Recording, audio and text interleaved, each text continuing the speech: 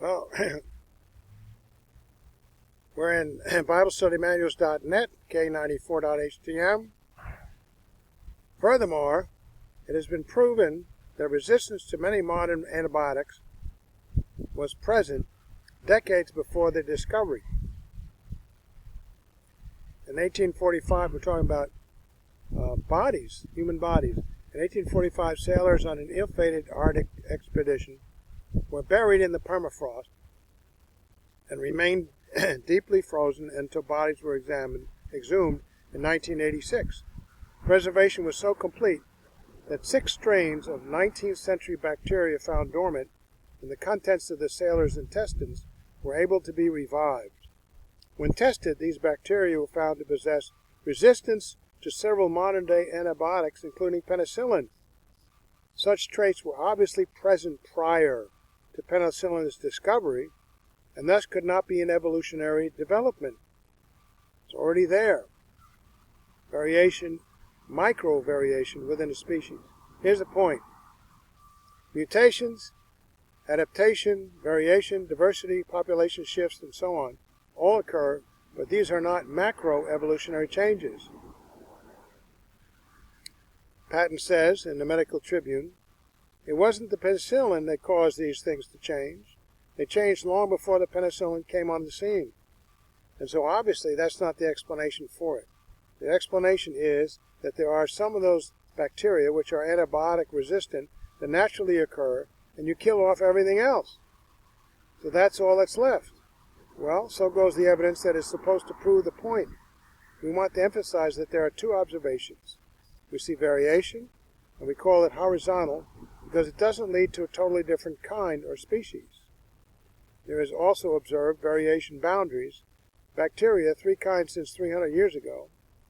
Likewise with Drosophila, such still as fruit flies, Drosophila, even after, according to them, 50 million years, evolutionists, which we just go along for the idea, no diverse variation would fit one model as well as the other. The second observation fits and serves only one model. So as we evaluate the evidence from variation, we see an advantage for the creation position when we acknowledge all of the evidence to boot. Unfortunately, a good bit of that evidence is often camouflaged or hidden from the students of evolution. Scientists have begun to recognize these boundaries and the problems of adding up the small changes to the big ones. We don't see the big ones. So notice article upon science just in 1980 until under the heading of Science, Evolutionary Theory Under Fire. An historic conference in Chicago challenges the 4-decade-long dominance of the modern synthesis. So the modern synthesis is defined as the modern evolutionary theory which synthesizes Darwin's view of change with a modern theory regarding genetic inheritance. But putting that together, synthesizing the 2 ideas, we have the modern theory of evolution. We just don't see the actual new kind that came from the old kind. The central question of the Chicago conference was whether mechanisms underlying microevolution, that is variation, can be extrapolated to explain the phenomena of macroevolution, or big changes, change from one kind to another. At the risk of doing it violence to the positions of some of the people at the meeting, the answer can be given as a clear no. Now that's interesting. That's the article that evolutionists wrote at that conference. The leading scientists in the world say, can little ones add up to the big ones? And when they look at the evidence that we see, the boundaries that we talk about, as well as evidence in paleontology, which shows they don't change, you have to say no, they don't add up to something else, not to a new species. In fact, they quote Francisco Ayala, as they describe him, a major figure in propounding the modern synthesis in the United States, said, we have not predicted stasis. Now, stasis is staying the same. That's stasis. We would not have predicted stasis. Stasis meaning staying the same. That's status or status quo, not change, the opposite of evolution. But I am now convinced from what paleontologists say that small changes do not accumulate. So there is stasis. That's in Science, Volume 210, 1980. Do not accumulate. Well, that's the foundation of Darwin's conclusions. We saw that changes, the small changes, will add up, he says, to become big change. But they don't accumulate. We see that from the fossil record, and we see it also from the living world around us. In fact, notice the statement by S.M. Stanley when he says, natural selection, long viewed as the process guiding evolutionary change, cannot play a significant role in determining the overall course of evolution. Macroevolution, the big changes, is decoupled from microevolution. Okay. Johns Hopkins University, S.M. Stanley, well respected. Also, Don Patton quotes him again, once established, an average species of animal or plant will not change enough to be regarded as a new species, even after surviving for some time, for something like 100,000 or 1,000,000 or even 10 million generations. Something tends to prevent the wholesale restructuring of a species once it has become well established on Earth. He said that, I didn't. And now we do see the microevolution, but that is not connected to macro, which is different. And since it is different, the little ones don't add up. Natural selection cannot have played a part. And not only do we see natural selection eliminated by leading evolutionists, we see likewise mutations no longer part of the evolutionary picture. That is even attested to by Stephen Gould of Harvard, the most respected evolutionist in his time. Perhaps the best known evolutionist in the country, even now. But cough drop, I'm hooked on these cough drops. The menthol tastes great, but I haven't changed. He says a mutation doesn't produce major new raw material. I'm just getting older. Wish I could change into something younger. You don't make a new species by mutating the species. That's a common idea people have, that evolution is due to random mutations. A mutation is not the cause of evolutionary change. Dr. Patton quotes Stephen Gould again, we can tell tales of improvement for some groups, but in honest moments we must admit that the history of complex life is more a story of multifarious variation about a set of basic designs than a saga of accumulating excellence.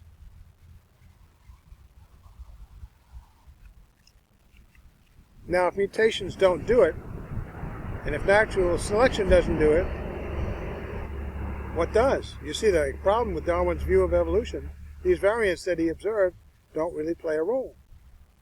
They fit best into the concept of creation. A benevolent creator would create a capacity to vary, to adapt to different circumstances. But the question is, do they change to a different kind? Humans are expressed as adapting to their environment, but they don't become another human. The evidence is that they do not do that. Stephen Gould makes this conclusion in Paleobiology in 1980. I well remember how the synthetic theory beguiled me with its unifying power when I was a graduate student in the mid-60s. Since then, I have been watching it slowly unravel as a universal description of evolution. I have been reluctant to admit it, since beguiling is often forever. But if Mayer's characterization of the synthetic theory is accurate, that theory as the general proposition is effectively dead, despite its persistence as textbook orthodoxy. You get an A in your test because you repeated what the textbook says. Go out and look in the field, you won't find it. So what's in our textbooks, according to Gould, is not right. That's what he said. Another indication. Similarities indicate common design, not necessarily common ancestry. You see a bunch of cars out on the road, a couple of buses go by, a couple of big trucks. Are they all in the same family? One just evolved into the next? Similar design, different factories. Well, Dott and Patton, authors of one of the major geology textbooks commonly used in colleges around the country, called Evolution of the Earth, tells us, we have arranged the groups in a traditional way, for the simplest forms first, and progressively more complex groups following. The question is, how do they get that way? Not because of the fossil record. We arranged them, they say.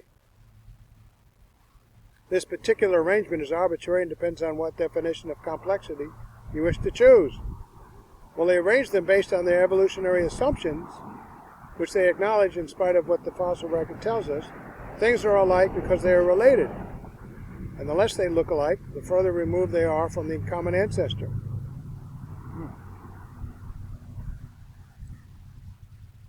That's Dot and Patton. So the basic assumption of the evolutionists is that similarities indicate a common genetic relationship. And so on the basis of certain selected similarities, ignoring marked differences, they have arranged the fossil tree. But the common genetic relationship is not the only explanation, and any explanation is unproved if there is an alternative. You must eliminate all other alternatives to have proof, and similarity has a number of possible exceptions. We look, for example, at a row of houses in a subdivision. We see the similarities in the houses. How would you interpret the similarity? They are genetically related? No, they have no genetics. They're similar because of common design, maybe different builders. They had a common designer, and we look at the various structures in the living world today, and likewise we see similarities. They would be similar if they were created by a common designer. Wouldn't a common designer create similar forms for similar functions? And furthermore, when we look at the genetics of different but similar organisms, we find that they do not come from common genetics.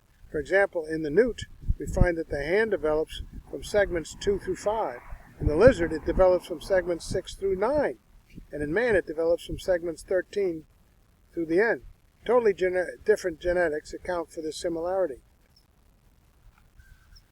We look at the reptile Ichthyosaurus, which is very similar to the dolphin or porpoise, not a fish type but a mammal. It has to breathe.